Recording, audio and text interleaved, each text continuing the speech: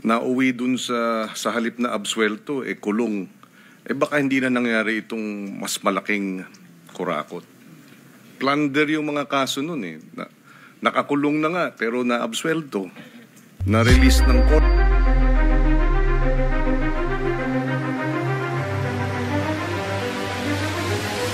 Senator Pangilinan pinanatan si Jinggoy Estrada at Bong Revilla dahil nakulong noon sa plunder. Nakalaya pa rin at kaya ngayon, nauulit muli ang mga korupsyon sa Pilipinas dahil malambot ang batas. Mga boss mo ba, wala kayong mga binibigay? Walang mga kickback? Wala kang pinapadala sa kanila? Puro lang ba sa mga politiko at puro sa inyo-inyo lang? Up in the main office, wala kang requirement, hindi ka nire-require, walang hinihingi sa'yo sa main office? Wala po, Your Honor. Lahat po basta po yung funding ang pinag-usapan, nakapix na po sa ganon. Kay Yusek Bernardo ko lang po binibigay. Wala pong requirements po sa central office, Your Honor. Wala sa central office? So, wala po, walang mga komisyon? Wala po, Your Honor. So, pawang ang kadil mo lang dito yung mga politiko. Tama po ba? Opo, saka si Yusek Bernardo po. Okay, alright.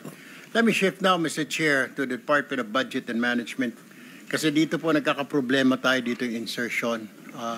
Yusek Toledo, right? Okay. All right. Yes, Mr. Chair. Can you explain to me, sir, dito po sa 2023, on program appropriations, sa NEP 588.16, House Bill number 8980, hindi rin nagbago, and then sa Senate Committee Report 588.16B. Pero pagdating sa GAA, umabot ng 807.16. Ano ho nangyari dito? Mr. Chair, that is basically an adjustment to the NEP, to the GAA. Kaya nga po, pero ibig sabihin, saan po nanggaling?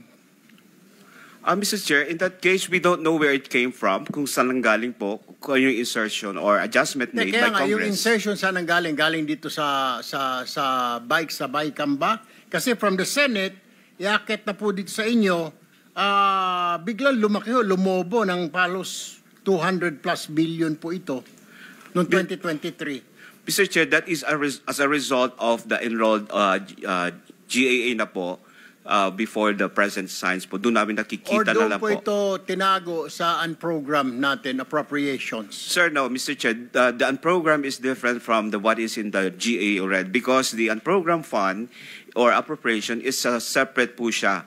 Yung nasa program po, yung changes po, yung changes po, that is from the NEP versus the GAA. So you're saying that the program appropriations, iba po ito sa CAA? Or is it part of the GAA? Part of the GAA po yung ina-approve ng Kongreso po yung kaya lang undefined po siya, program at saka unprogram. Okay, I understand. Now, tumaas po ng 10 purposes to 61 purposes ang unprogram appropriations natin. Bakit po nagkaganito? Mr. Chair, yan po yung problema po natin. As a matter of fact, yun ang concern namin as much as possible. Sana, hindi nagagalaw po yung ating nasa program. So what happened then is, ni-reallocate po yung ibang programa sa ibang projects or programs and then yung nilipat po sa unprogram appropriations. Kaya po lumaki yung unprogram appropriations from originally po, if you take a look at the 2025, yung NEP po lang po na-propose for unprogram appropriations, 158 billion. And nung lumabas na po yung GAA, balloon to 363.4 billion. So a difference of 204 billion, Mr. Chair. All right. Kaya nga po, ang tanong ho natin, tapos kanina po, naalala ko, tinatanong po kayo kung meron pong DPWH po doon sa program ninyo. Sabi po ninyo, wala. Mr. Chair, when we submit the NEP, wala po talaga listahan po yung program appropriations, being it's a standby fine appropriation. So it's only, we will only know the listing or magkakaroon lang po yan ng identified projects when we receive the projects or the requests from the different department and agencies. In this case, sa DPWH po for the flood control projects. Bakit hindi po sinama ito sa NEP? Bakit doon pa po sinama sa program sa UA? Hindi ba na-identify kaagad ito? Yes, Mr. Chair. That will probably the DPWH will answer that. Because hindi na po alam. Kasi we only receive what has been requested by the departments and agencies, Mr. Alright, Chair. my next question. Nakikialam daw po ang mga politiko pagdating po dito. Hindi po ba dapat executive level lang po ito? Walang pakialam po ang congressman o sinong Poncio Pilato na senador pagdating po dito sa mga program appropriations po ninyo? Because we're talking about the National Expenditure Program and should be prepared by the executive. Pero dito pa lang po sa NEP, nakakapasok na po yung mga request sa mga mambabatas natin, ng congressman natin, ng senador po natin, yung po sinasabi ng mga taga-DPWH. Yusek. Yes, you're right, Mr. Chair. Dapat po is the executive beyond Right. work. Pero I don't know the process now. I think nirelate na rin kanina earlier what has been the practice or being ginagawa po ng DPWH in terms of the proposed budget for DPWH. So you're saying naabutan mo na lang na ganito na yung practice, na nakikialam ang lawmakers dito pa lamang po sa paggawa ng NEP, ng Net Expenditure Program. Tama po ba? Am I correct? It's in the part of the DBM, Mr. Chair, sabi nga namin, kung walang request or he's not part of the budget proposal, we will not evaluate. Since that is being proposed by the different departments and agencies, as far as DPW is concerned, yun lang po ang naming basis to evaluate the proposal. And of course, in the magiging NEP na po siya. Pero what is the practice? Pwede bang makialam ang mambabatas, congressman o senador sa preparation pa lang po ng NEP? Hindi pa naman po dumadaan ito po sa, hindi po ba ang tamang proseso pag dumaan na po sa Congress, pag dumaan na sa Senate, doon pa lamang po, di ba? Kailangan namin ng ganito, DBM, kasi yung constituents namin, pag sinabi po sa Congress, sinabi ng Senate, nationwide kami, kailangan namin ng ganito. But how come, sa NEP pa lang, preparations, meron nang nilalagay po doon ang mga mambabatas as we all learned from Mr. Bryce. How is that? Yeah, Mr. Chair. Ano po yan? Because DPWH po magsasabi at magsasubmit sa amin, Mr. Chair. So we don't know what transpired during that preparation ng proposed budget nila and being submitted to us. So that's their practice, Mr. Chair, not ours. So that's the practice. Pero you know that may mga sinisingit na in preparation pa lang po ng NEP. Tama po. No, Mr. Chair, we don't know that. You don't We only see that? know na may proposal sila, but we don't know who are the proponent of that as far as congressman or senator. We don't know, Mr. Chair. Okay, Mr. Chair, let me shift to the Department of Public Works and Highways now. I don't know if Secretary Bunoan can answer this. Secretary, tama po ba? I don't think this is the practice or it has been going on na pag ang politiko tumawag sa inyo, ang senador, congressman, DPWH, kailangan ko ng ganito, ikarga mo sa NEP. Tama po ba yung proseso? Sa NEP pa lamang, pwede nang makialam ang mambabatas? Pwede na kaming makialam? Your Honor, sa NEP, there are two kinds. Yung NEP as far as yung allocation for members of Congress, specific po yon. Because the allocation for members of the House of Representatives... Sec, parang ngayon ko lang narinig yan.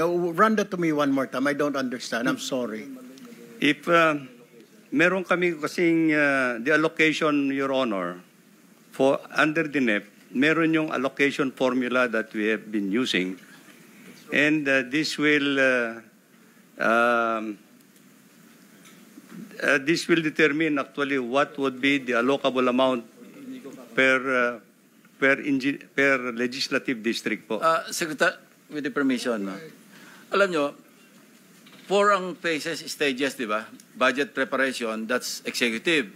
Yes, Your Honor. Budget authorization, that's legislation. Yes, Your Honor. Balik ulit sa executive, budget implementation. Yes, Your Honor. And then yung accountability, Yes, Your oversight, COA, etc. Yes, Your Honor. So, saan papasok yung sa budget preparation? Meron na agad yung mga legislators. Ang pakialam ng legislators sa authorization phase.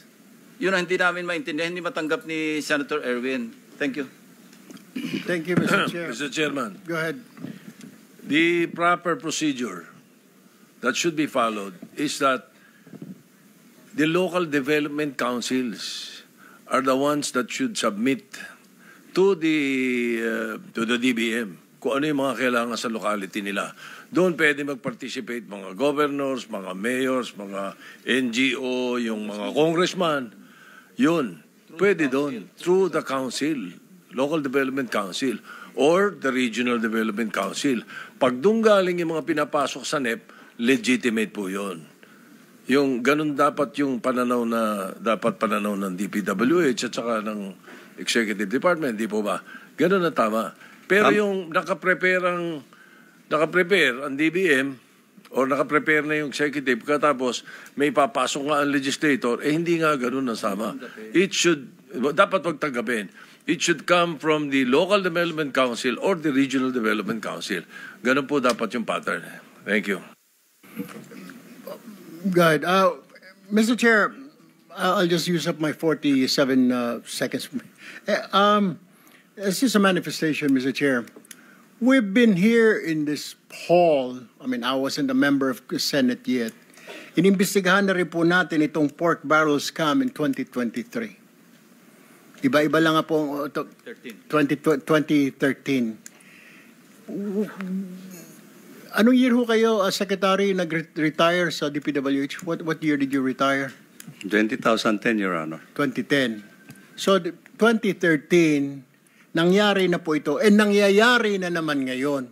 Ang tanong ko lamang po, ano nangyari doon sa investigation, Mr. Chair? Whatever happened? Did we investigate? Did we have an investigation in aid of legislation para matuldukan na ito? And why are we still investigating it again now? I do not understand. I'm not here, Mr. Chair. I don't know. Siguro yung mga nandito na before. Did you investigate? Dito sa mga colleagues? Did we investigate it here in Senate?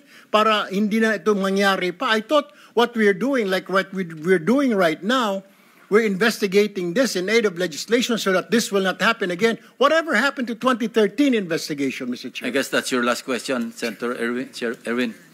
I don't know who can answer that, Mr. Chair. Mr. Chairman, Yes, Senator Pangilinan. well, if I may, kung maaari ko sigurong yung komento is, siguro kung yung Napoles cases, nauwi dun sa halip na absuelto, kulong, baka hindi na nangyari itong mas malaking kurakot.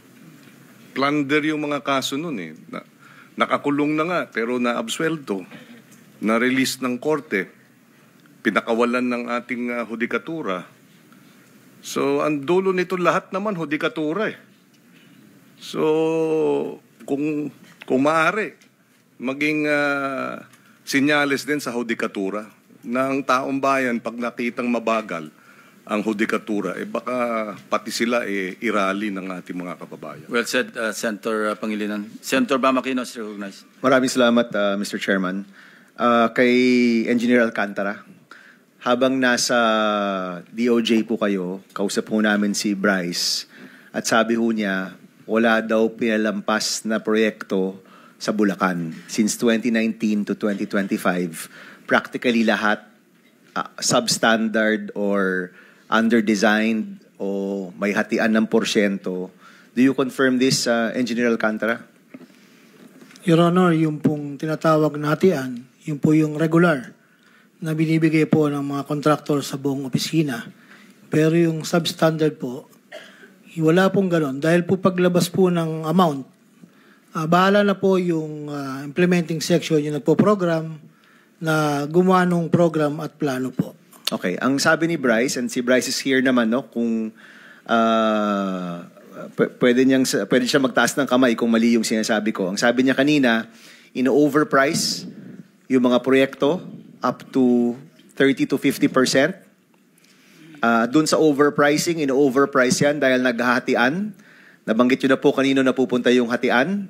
At yung natitira sa proyekto, pag flood control, probably 30% lang yung magagamit para sa proyekto. Kung vertical or ibang proyekto, up to 50%. Tama po ba yun, Engineer? Sa inyo pong experience?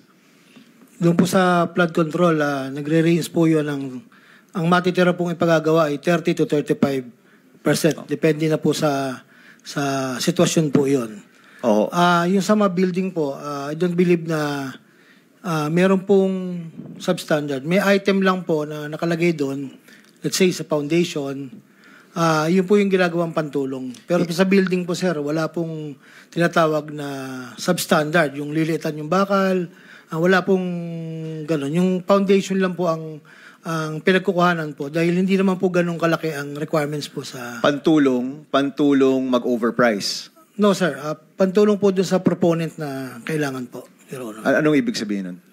Yun nga po, yung sa proponent po na dinadala. So, yun yung nialakihan ninyo para yun yung pambayad nyo sa proponent? Actually, sir, yung overpricing, hindi po ganun. Kasi po meron po kaming tinatawag na CMPD po, yung Construction Materials Hi Price. MGA Boss, huwag niyo kalimutan mag-like, share, subscribe para lagi kayong updated mga boss sa mga balita sa ating bansa. Kaya ano pa, back to the news, mga bossing.